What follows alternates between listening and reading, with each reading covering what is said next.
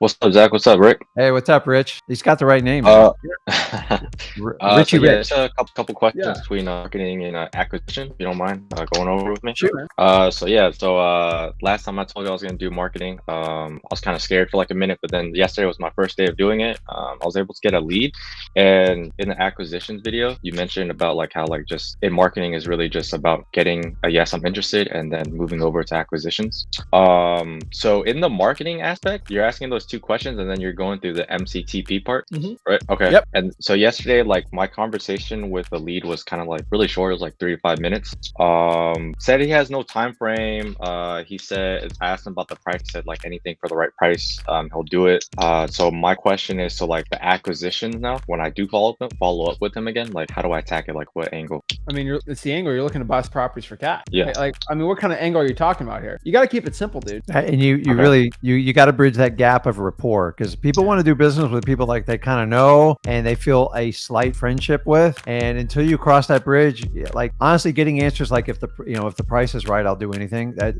That's not motivation at all. Yeah. So you got to find out. You can't be selling price alone. Cannot be motivation, guys. That's what you call MLS. Okay, because sometimes the sooner you know that, the sooner you can move on. The biggest challenge new wholesalers have is they confuse what a motivated seller is. Somebody just looking to sell their property is not always a motivated seller. So you have to find a reason for them to selling. I already told you guys 2023. You got to focus on the motivation, because if the motivation's not there, you're going to waste tons and tons of time. You cannot force a person to sell a house for a deep discount. It just either they qualify and they like you and they connect, or they don't. Now, I've seen people where they're motivated and people don't know how to build a rapport and close that gap. But I'm just telling you, before you invest a ton of time and energy, when I hear if the price is right, 99% of the time you're wasting your time, because that is a game show. And unless you want to spin that wheel and see if it hits, you're going to get killed. You need to find someone who goes, hey, listen, I need to sell my property.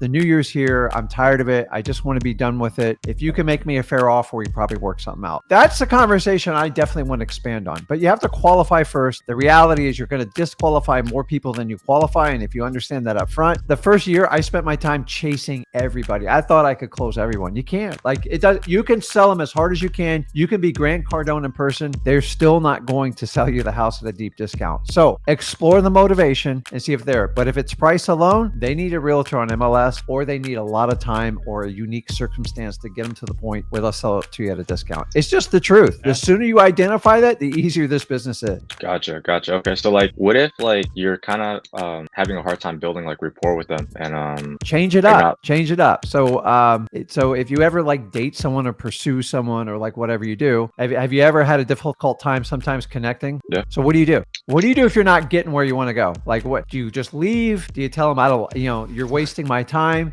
As human nature, we're going to give one more shot over the bow. So if you're not connecting, so try to ask questions that aren't yes and no, especially in the beginning. Do you want to sell your house? Yes. Like, ask open-ended questions. Bridge your script into conversations. The more they start talking, the better your odds. If you're doing 80-90% of the talking, they're doing 20 to 10, you're going to get killed. You got to get people talking, because once they talk to you, it means they've opened up to you, they put their guard down, and then you can see if you can make it. But honestly, if there's not a motivating factor, I'm not going to spend a ton of energy on those people. And honestly, I'd rather you spend like 1 or 2 hours talking to people that you had a chance with, instead of spending 15 hours talking to deadbeats all day. It's just the truth. Here's the last tip I'm going to give you. When you're not getting somewhere and you've tried and tried, you might as well take one last Hail Mary, and you got to give them a shocking statement. Have I done something to upset you? Just not like me? Like, throw it out there. Who cares? It's going to be over anyways. Like, no.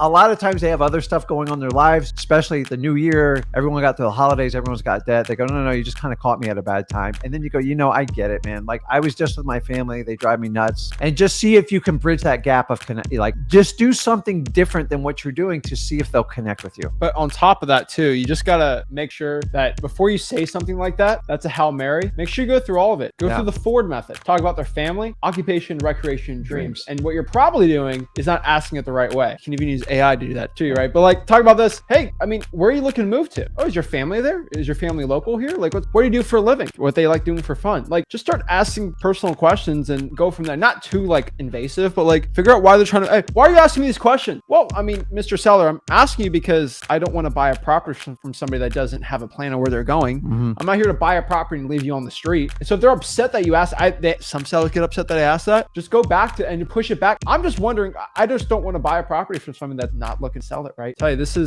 gotta ask those right questions. It'll get you the right place. So we're talking about the quality questions AI. It works the same thing in humans. They're a little bit more deceptive about it. So if you're not getting anywhere, ask more open-ended questions. Try to avoid yes/no questions, and really think about when you have a conversation with your friends, family, and like it's a conversation. Like you can tell the difference between a conversation and a script, and that's something you just try to work on. And so like try it now when you talk to people. Just try to see if you can get them talking more than you, and then that's how you build rapport. Rapport is built on the 80-20 rule. They do 80% of talking. You ask 20% quality questions. So just take a piece of paper and jot down like good quality open-ended questions and just have it handy and like ready to go. And remember, this is a trial.